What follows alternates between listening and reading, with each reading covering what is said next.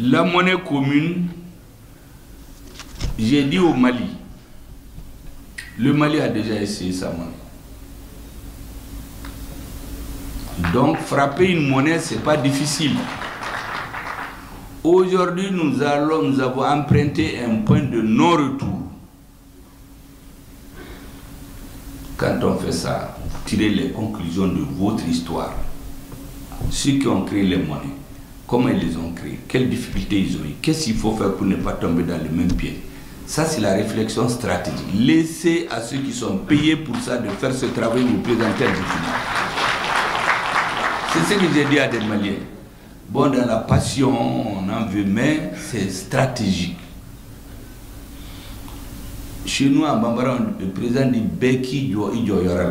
En français, chacun n'a qu'à faire son travail. Quand un plombier veut aller faire le parachutisme, bonjour pour les dégâts, son pied va se casser. Et lorsque un biologiste qui élève et teste les serpents venimeux, il veut aller faire le chirurgien ou soigner les yeux des gens quelque part, je ne suis pas sûr que ça va marcher. Laissez les financiers. C'est une question, vous ne pouvez même pas imaginer qu'elle est laissée comme ça. Il y a des gens qui sont payés pour ça. Les ministères et les techniciens des finances et les chefs d'État.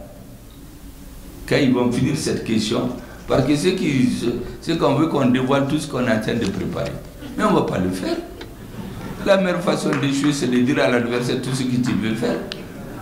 C'est pourquoi les autres avaient dit avant, l'Afrique, tel pays ne sera pas la vache laitière. Parce qu'on leur a dit ce qu'ils veulent faire. On ne va rien dire à personne. Le jour advienne que pourra, mais on veut que l'AES marche. Pour le reste, vous savez, concernant les Peuls, je ne vais pas éluder cette question. Moi, j'ai dit aux Maliens que moi, je suis un métis. Mon arrière-grand-père, quand vous le voyez, il est comme un arabe. Il a certains de ses enfants qui sont blancs, comme des tamashek. D'autres sont noirs comme du charbon, là. Ils sont même bleus. Il n'y a que les dents et les yeux qui sont blancs chez eux.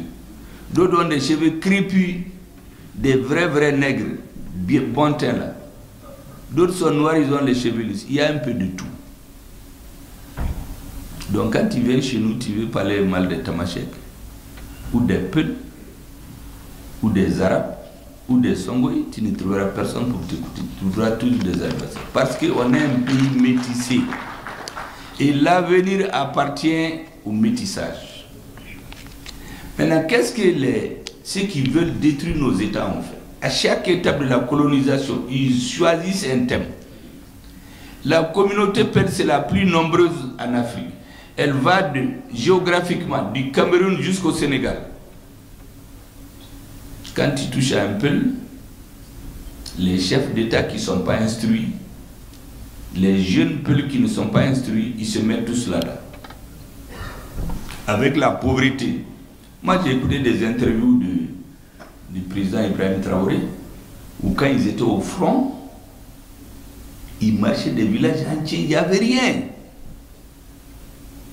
Les populations là, si quelqu'un vient, il leur distribue de l'argent en douce, il leur dit que ceux-ci sont vos ennemis, on va transformer leur idée. Il y a beaucoup de jeunes Peuls qui sont dans le terrorisme, ils ne savent même pas pourquoi. Moi j'ai vu des présidents en Afrique qui se sont mis parce qu'ils sont Peuls à quitter le Burkina. Mais il y a un compatriote, je lui ai dit de lui poser la question, est-ce qu'il a des preuves? Vous savez ce qu'il nous dit, que lui l'a vu dans les réseaux sociaux. Mais ça c'est quoi ça? Un président qui accuse un autre État à partir de ce qu'il a vu dans les réseaux sociaux, parce que lui il est Peul.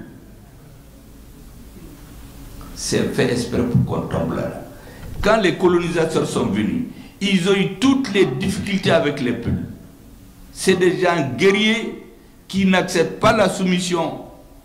Les colonisateurs pendant 70 ans n'ont jamais eu la paix avec les Peuls. Donc ils se sont dit, inoculons le venin. Parce que le sang, quand tu coûtes, c'est du venin. Les Peuls du Mali qui ont vécu avec les Dogons pendant plus de 1000 ans, Ils se sont mis à les tuer. Au début, vous savez ce qu'ils faisaient? On tuait les chefs religieux Peuls et les chefs de village. 2015, 2016, les premiers morts ont fui, ils sont allés au Burkina. L'étape, donc quand tous les Peuls ont commencé à prendre peur, on va travailler le cerveau des jeunes, que c'est leur affaire. Maintenant, ils viennent, ils mettent le feu, ils tuent les Dogons, ils courent pour aller se cacher dans les hameaux Peuls. Le Dogon dont on a tué le père est convaincu que c'est les Peuls qui tuent son père. Eux aussi, ils s'organisent, ils tombent sur des Peuls, ils les tuent. Une fois que le sang coule, c'est du poison. Et ce monsieur qui dit qu'il est Peul, ça s'étend jusqu'au Cameroun, jusqu'en Afrique. Tous les chefs d'État d'origine Peul se mêlent là-dedans. On a fait une affaire d'une communauté. En fait, c'est pour embraser l'Afrique.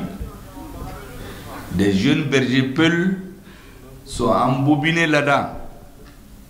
Dans l'EIGS, on les voit derrière leurs animaux. Il y a des ONG dont leur rôle, c'est de faire des enveloppes et les distribuer dans les nord du Mali et du Niger. Tous les mois, il y a des gens qui ne travaillent même pas. Ils ont tous les mois des enveloppes. On vient les voir. Ils vont voir des bergers qui n'ont rien. Ils leur donnent un peu d'argent, des armes. Ils recrutent d'un pays à l'autre. Comment vous pouvez comprendre cette histoire-là du Cameroun jusqu'au Sénégal? Les Peuls. Donc les gens par solidarité, les intellectuels, les avocats, les bergers, tout le monde rentre là-dedans. Ils disent qu'ils défendent leur communauté. Mais les autres aussi se défendent. Et dans l'armée, j'ai dit, quand vous êtes votre maison en train de brûler, vous n'allez pas vous demander qui a mis le feu. Vous désignez le feu d'abord. Quand le feu est éteint, en ce moment, vous allez demander. Quand le pays est en guerre, c'est très facile d'accuser les autorités.